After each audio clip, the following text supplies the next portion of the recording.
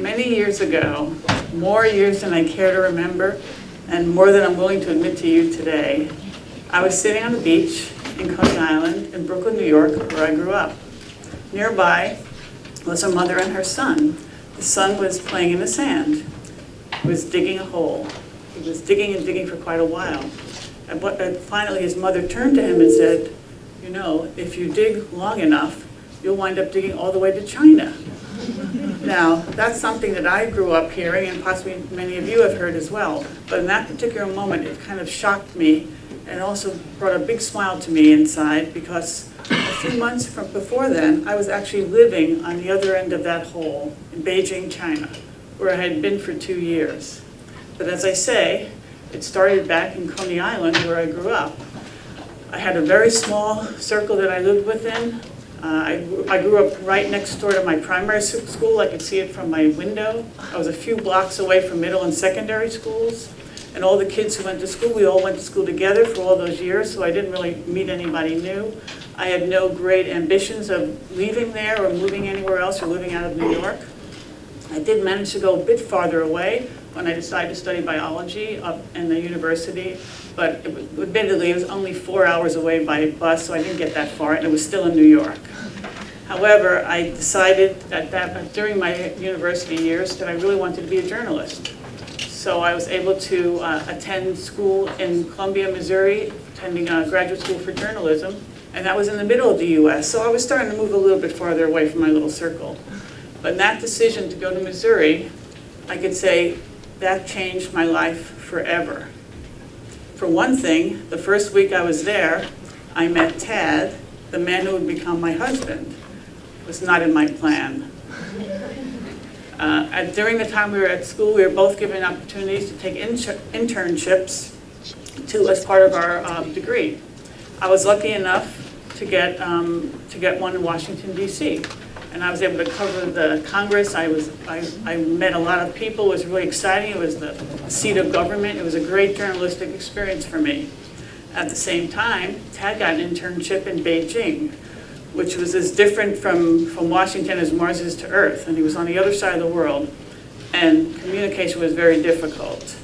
Now, while we had hot and cold running water, and we had electricity, we did not have computers, at least not as you know them. They would take up a whole room in those days, and that meant there were no laptops, there was no internet, no email, no such thing as Skype. No one had any smartphones. There was just, the only way to communicate with anybody in those days was the old-fashioned way of writing letters, which I'm afraid is a dying art these days. But anyway, Tad and I wrote letters, and eventually we decided we wanted to get married, which led to another life-changing decision. I decided to do it, which would involve going to Beijing. So the first thing I had to do was get a passport, because as I say, I had no intention of living anywhere else. So I got my passport. I packed my bags. I spent my last dollars on a one-way ticket to Beijing. I figured once I got there, we'd work it out. And I went back to Brooklyn, New York to see my parents. The first night I was there, I sat them down, said, "Hi, I'm going off to marry a man you barely know. I'm moving to Beijing, China to do it. I'll be living there for 2 years. And I'm leaving in 2 weeks. Please, I don't recommend anybody here ever do that to their parents. And looking back, if I could have changed it, I would, but that's just how it was. And after they picked themselves off the floor, they gave me their blessings. And as I said, 2 weeks later, I was bound for Beijing, and I traveled across via Tokyo. I got to Beijing. Tad met me at the airport. First thing he says was, "By the way, we're getting married tomorrow."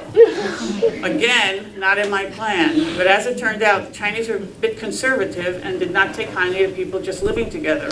So we had to get married right away. And as you recall, I said I went via Tokyo. But the connection there was troublesome. And the only way for me to make it to China, make my flight, was to not get my luggage off the first plane. So I said goodbye to my luggage. I went off to China. So that meant the next day when we got married, I was still wearing the clothes I'd been wearing for the last 36 hours. Wedding dress in the luggage. So to his credit, Tad married me anyway. So 24 hours married. So the next step was to find work. So Tad's internship was at the New China News Agency, the Xinhua News Agency, which is the government-run news agency. And we decided we want me to work somewhere else. So he'd been looking for work for me all around Beijing at different news organizations. And he got some people interested.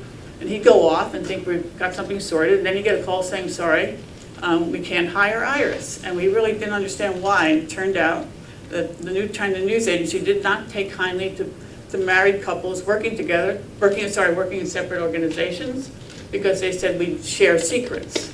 At that point, I couldn't even say hello in Chinese, so I really don't know what access to secrets I would have, but in the end, I couldn't work anywhere else, and 3 days later, miraculously, a job opened up at the news agency, and that's just standing in front of the building. So I worked a floor down from TAD in the features department where people sent out articles all over the world.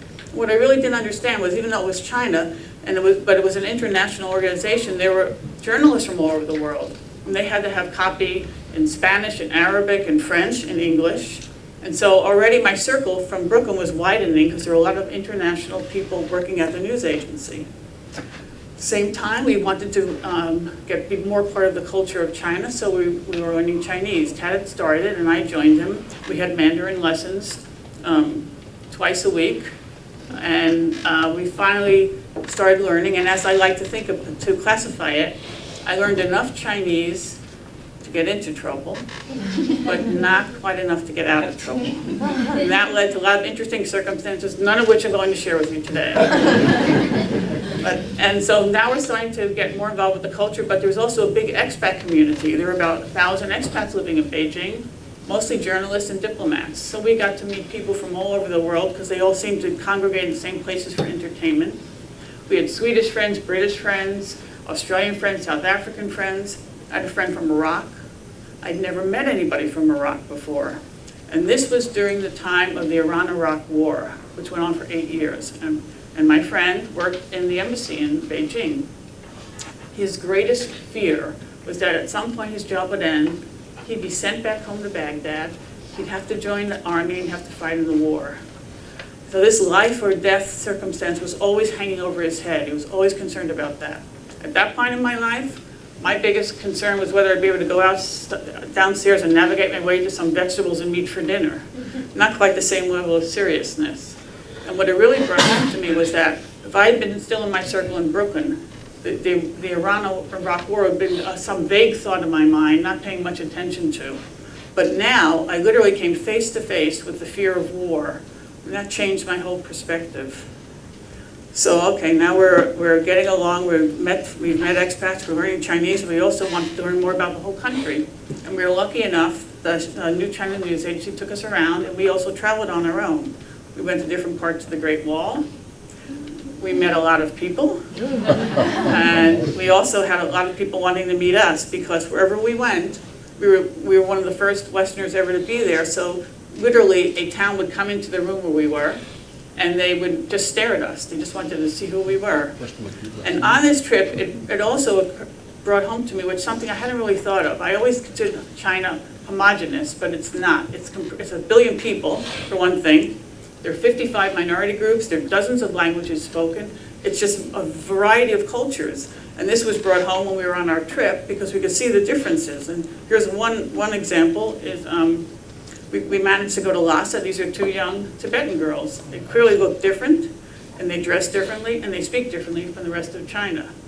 And these differences also became apparent because during our travels, we found ourselves on a train, just Tad and I, and there was a group of Hong Kong Chinese on the train who were tourists, and they were trying to find out some information about a train route. Now, they spoke Cantonese and some English, and they were trying to talk to the train conductor who only spoke Mandarin. So Tad and I were there, we were watching them, and they were trying to ask their questions in Cantonese and Mandarin may both be Chinese, but they're different languages. So they would speak, and we were watching these conversations like a ping pong match, and no one was getting anywhere. So it became apparent that I'd have to step in. So what happened was, with my limited Chinese, the Hong Kong Chinese would talk among themselves in Cantonese. They'd form a question in English and ask me. I'd then translate that into Mandarin and ask the train conductor. He'd look at his schedules. He'd find the answer me in Mandarin. I'd turn back to the Hong Kong Chinese, answer them in English, and they'd talk among themselves in Cantonese. And that was just such an interesting experience, and it made me understand the differences that language, again, can divide and could also unite people, but that there's, within the culture of Chinese, there's many different cultures, and that also got us interested in learning about Hong Kong. So during our travels, at one point we managed to go visit Hong Kong. Just to set the stage, this was wintertime in Beijing, which basically meant to go out on the street, you just see 10-foot-high mounds of cabbages or potatoes, because that's basically all that was available. The air was yellow with coal dust, because coal was the only means of heat, and it was just a generally bleak existence. So we get on the train, we head down to Hong Kong, and we find this beautiful harbor city. The weather is perfect, people are out there, there's fresh fruit and vegetables everywhere, vibrant colors. We can go to a restaurant at 7 at night and get fed. That might not seem like much, but in China in those days, the restaurants were government owned. If you dared to step foot through the door at 7, you'd be shooed away and the chairs would be on the table. So with all that in mind, we just thought, hey, Hong Kong's paradise, and it's still Chinese and the culture we're interested in, but hey, maybe this is someplace we can live. We returned into China and continued our tours, and eventually we went back to the States. We took the Trans-Siberian Railway through then Soviet Union, back through Europe, and then on to New York. Lots of stories from there, but again, no time to share them. You just have to use your imagination. But we get to New York, we reunite with friends and family and meet new people, and we found something very interesting occurred. We didn't expect this to happen, and it didn't happen all the time. But we'd be talking to people, and they'd find, eventually they'd hear we've been living in China. And they'd say, inevitably, this would be the question. Oh, you lived in China. How was it? How was it? 1 billion people, 55 minority groups, dozens of languages, incredible culture, different from as night and day to what you were experiencing. How do I answer that? Well, I tried. And I'd start answering the question. And quickly, the person I was talking to, I watched as their eyes slowly glazed over. It was just too much information they didn't want to know. What turned out, what they really wanted to hear from us was, how was China? Let's see. It was big. It was interesting. It was different. It was Chinese. Job done. That would be the end of it, and they'd be perfectly happy. But that just cemented to us that these people were still living in a circle, the circle I came from, perhaps in a different city, but they weren't expanding that circle. They were just interested in what was happening there.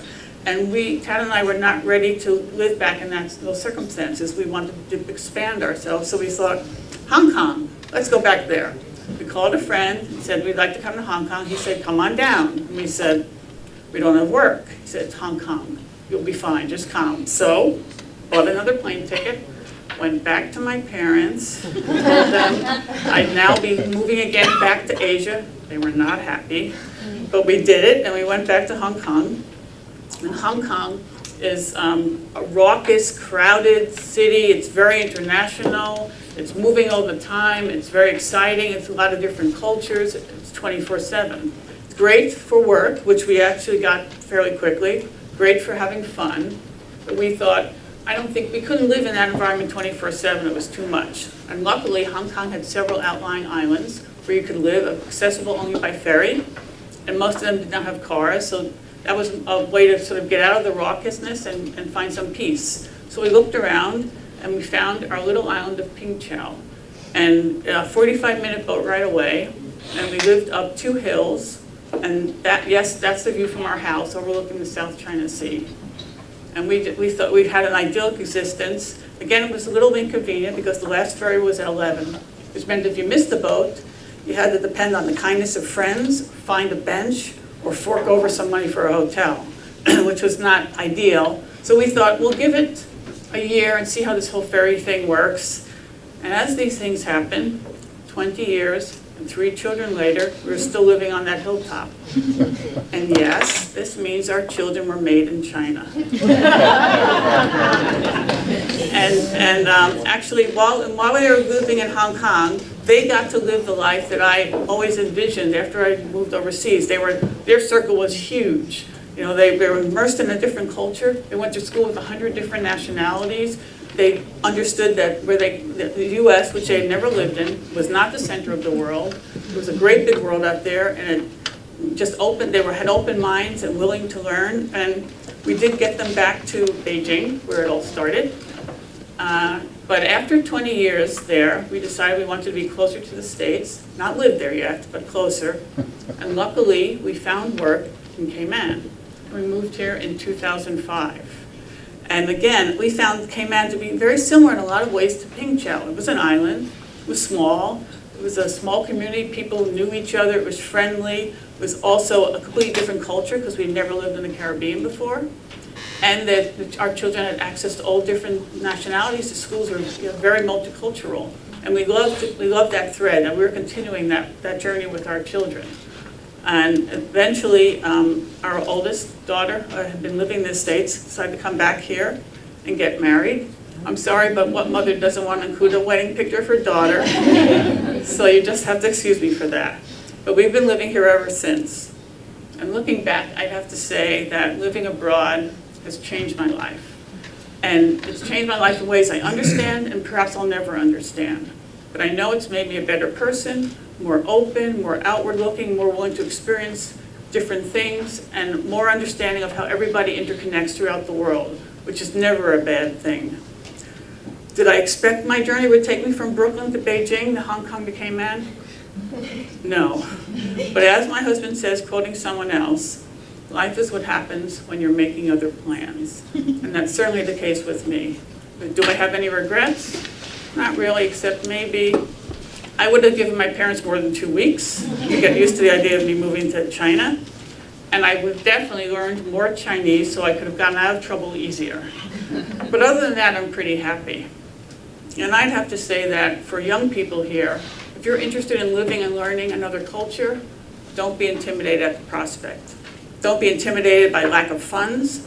I went to Beijing without $1 in my pocket. Don't be intimidated by lack of information. These days, just look at your smartphone. You can find out anything about any culture and country in the world. The world is so much smaller these days that and access to information is so much easier.